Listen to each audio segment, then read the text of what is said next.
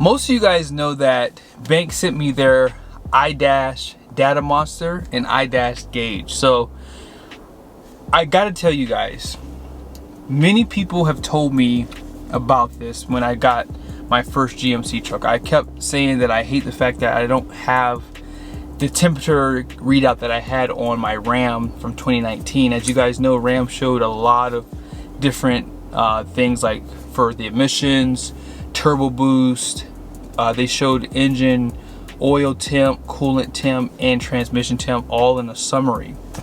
But with this GMC, they don't have really any of that stuff. The only thing they give you is a analog gauge or the transmission temp, which is not enough information. So in this video, I think that if you own a Chevy GMC, or if you own a Jeep Wrangler, or if you own a Ram and you just want more information, this is probably one of the greatest upgrades you can do for your truck. Going into Black Friday, if you're looking for something to upgrade in your truck, this is perfect. Now let's go ahead and kind of switch over cameras. I'm going to turn on the system here for you guys so you can see it, but I'm telling you, like, this is probably one of the greatest features you can buy for your truck, and you'll see why here in a second. So you guys can pretty much see I have the RPM right there, gear, and the TC SLP is torque converter slip in this RPM. I also have my regen right there. I have my DPF regen percent. PM1 is my particulate matter, and then DPF distance, that's the distance I've traveled since my last regen, is what I read that as. Now down below, you guys also know that I do have the PedalMonster on my truck. Now I was on the fence about this because of what I've heard from the pedal throttle responses from the competitors. I've had people say some pretty negative things about them, so I've always write those things off, because number one, if you want performance, just buy performance upgrades. But with this one down here, if you hold this arrow going to the left, you have basically multiple pages, and you can do the exact same thing for the top one here. So with that being said, I have my ambient air density on that top one. My mass airflow is this one. Fuel temp, and then DEF temp. I don't know why I want those there, but I just have them there. And then I have my horsepower ECU and then my torque ECU. Now if you come back up to this top one here, on page 2, I have my transmission, and I have my intake air temp right there. EGT is exhaust gas temp. I also have my EGT. So they have 1 of 1 and then 1 of 5. So they have 5 sensors basically for your exhaust gas temp. So that's a big deal.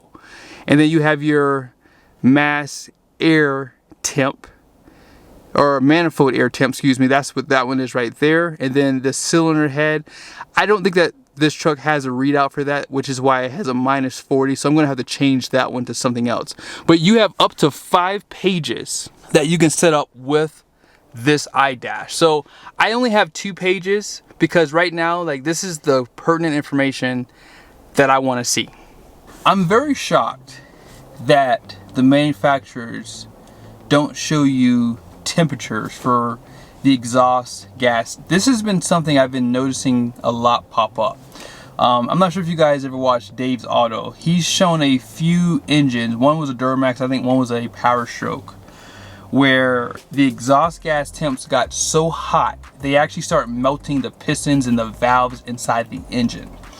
Now the reason why the exhaust gets so hot is obviously these engines they need heat, number one, but number two, you do have a lot of restrictions in the exhaust. Also the EGR, which is the exhaust gas recirc, all these things create heat in these engines, and it's really important to be able to see the temperatures for some of these parameters that you're able to see on the iDash. I am very shocked that the manufacturers do not have something to monitor those temperatures. Now obviously on the newer trucks they probably do have some fail safes in the system for those, like, so if you do have an instance where your exhaust gas temps get really high, they probably do start pulling fuel at some point to keep your engine from damaging. But on the older trucks, they probably just burnt up basically. And some of the trucks that I saw on Dave's Autos channel were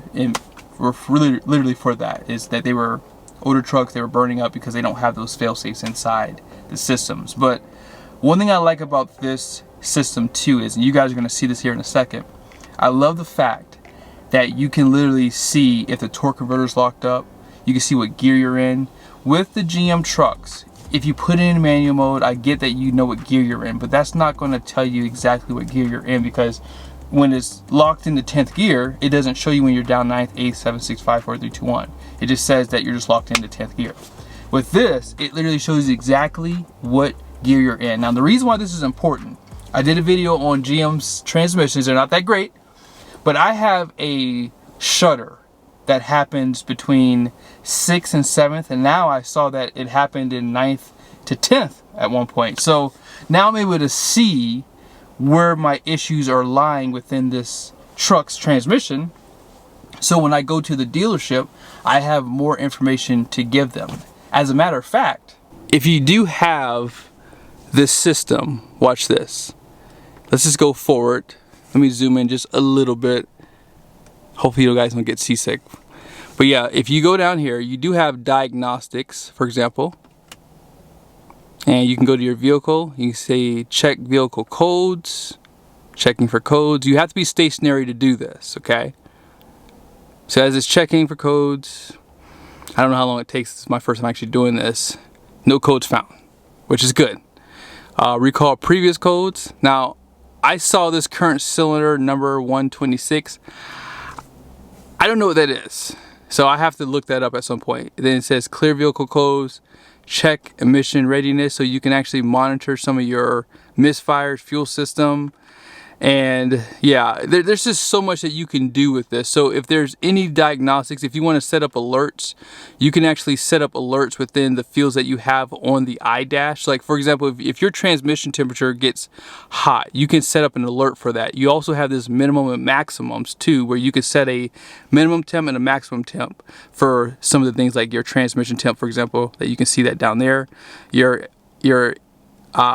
intake air temp, you can see that, or your EGTs. If you want to say, okay, I don't want my exhaust gas temps to get over 1200 for like this EGT 1 of 1, right? That's probably the closest one to the engine, right? So in that case, you can set up a max. So I want that to alert me when I get over 1100 or 1200, whatever you feel like is too hot.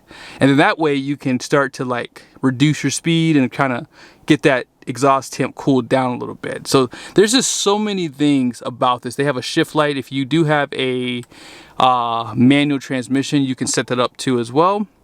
And I didn't show you guys, but on this top here, this is just something that's really cool about this. I also have a fuel rail pressure up here. So we're gonna go for a drive. I'm gonna basically let you guys see this thing work in action.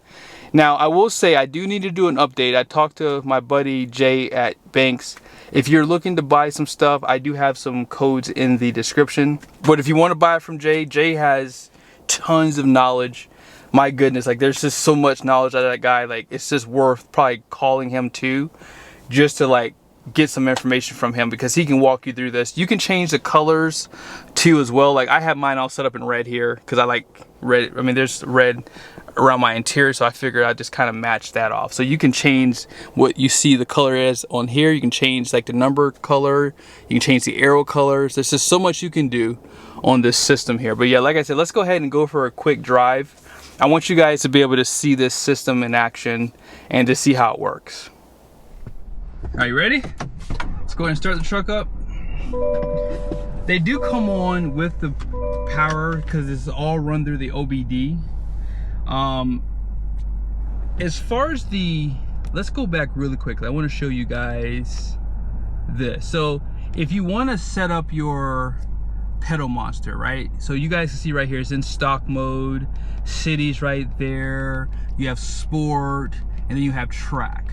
One thing I like about the PedalMonster is this: my dead pedal is gone. Like that was probably the biggest issue I've had with getting these systems, is yes, they do help with the dead pedal. I hate dead pedal in HD trucks. Like Ram has it, GM has it. As a matter of fact, if I were to switch over to my other page here, you guys can see if I put it in drive, do you guys see what gear it starts in? It starts in second gear. Now, watch what happens when I put it in tow haul mode. If I put it in tow haul mode, boom, it jumps down to first gear. See, these are things that are good to know. Obviously, we've always known that, yes, the GM trucks do start in second gear, especially the 2500s or 3/4 tons. The 1 tons should start in first gear because they have a 12-inch ring gear.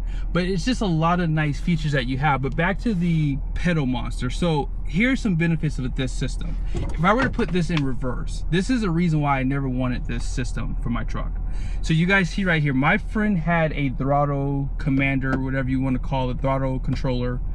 And when he would put it in reverse, he couldn't give it any gas, because if he did, the truck, or really he had it on his car, it would like literally like shoot back. It was like almost dangerous.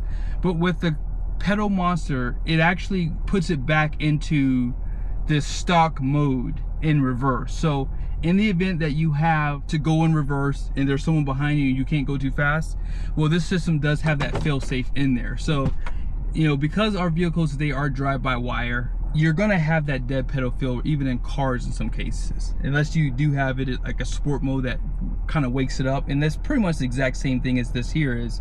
If your car is a sport mode, that will help wake up that drive-by-wire system. Now this will make it even better because obviously it's changing the parameters in the pedal. But the one thing I like about this system too is it does not leave a footprint.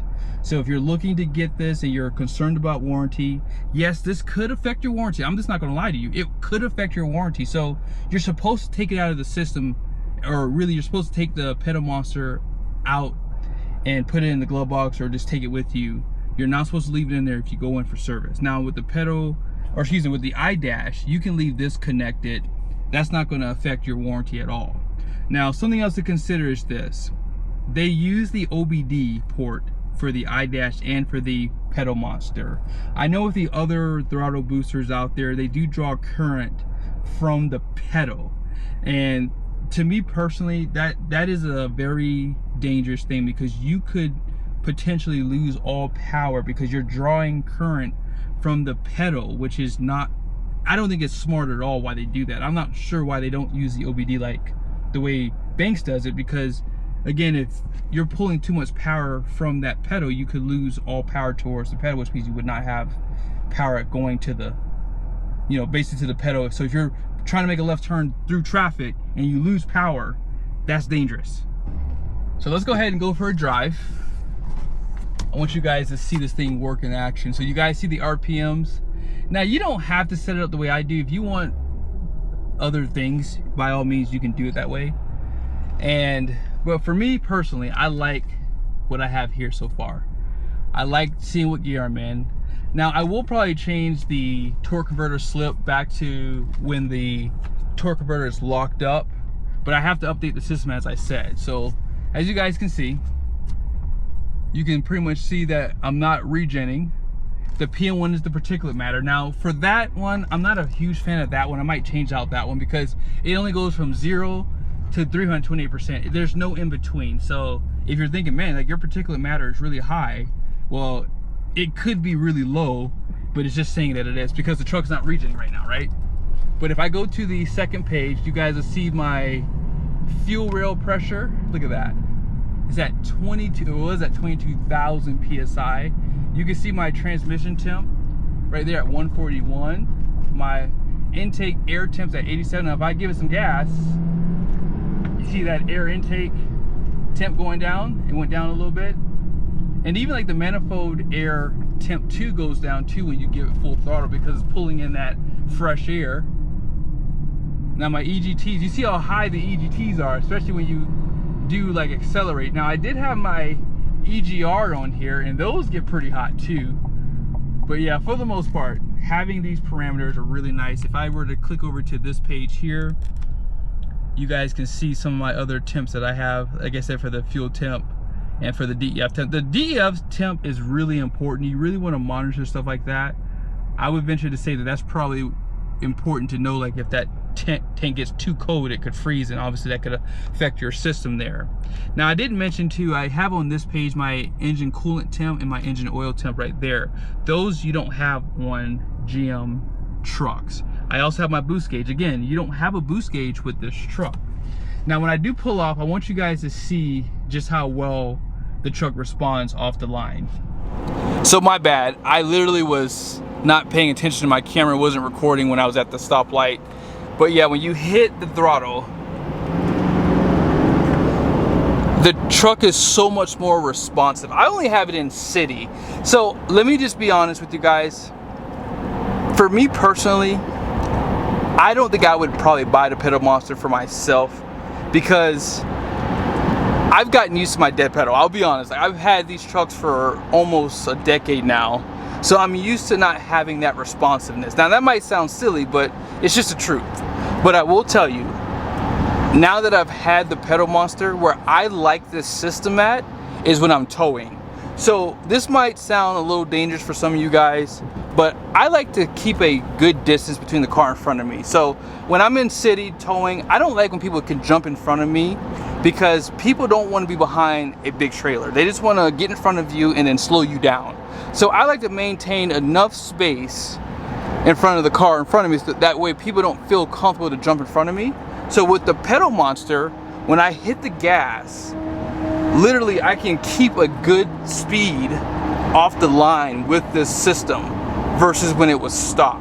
And I only run mine in city, but if I were to put it up to like the track mode, I mean, this truck would be almost like I gained like 100 horsepower. That's what it feels like. Like you like gain 50 to 100 horsepower on your truck or car, whatever you have. So that's where the benefit of that system comes. I think it's really helpful for trucks, for those who tow.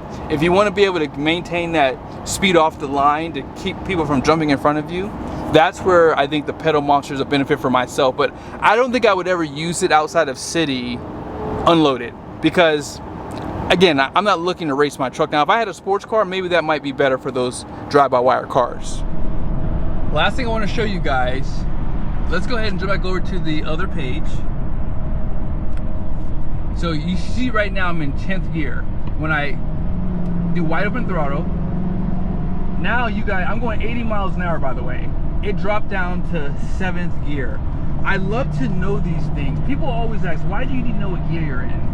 I like to know what gear I'm in because whenever I'm towing, for example, I like to know what gears the transmission is utilizing while I'm on the load, because then I can kind of get smart with how to lock out those gears. Because sometimes if you lock out 9th or even 10th gear on certain routes, you could get better fuel economy, and then that way the transmission doesn't get hot because it doesn't feel the need to shift into those gears. But if I know that right out of the gate, I could lock out those gears manually and just kind of leave it there, and then that way I can save my transmission from getting hot. So I like the idea of being able to see what gear I'm in. I like to know when the torque converter locks up. And again, you have all the parameters here for your DPF, EGR, all your temps. Like, look at the EGTs. If I hit wide open throttle again, look at how those temperatures go up, you know, almost 100 degrees there, right? So when you're able to see this information, you can really dial it in. Like, it's only 71, it says it's 71 degrees right now, for example. It's good to know where those temps are, because if it was like 115 degrees outside and my EGTs are at 1300, 1500 degrees, I mean, that's just too hot for exhaust temps, and you're gonna have to cool it. And that's what this system is good for. And it's just nice to see a lot of different parameters. Like, again, on this page here, you guys can see what I have set up here. You know, you can see the horsepower and torque. Look at that. It says 1,000 pound-feet of torque when I did wide open throttle just now. It's just really good information, and it is really fun too. I like to be able to see a lot of information, and I think most people will find this to be fun to have. And I'm talking about the DataMonster and the iDash. Like, this is just good stuff to have, especially if you do like a lot of driving, a lot of towing. It's very helpful. But I hope you guys liked the video. Be sure to subscribe if you haven't done so yet. I have more videos coming on this stuff for you. See you soon.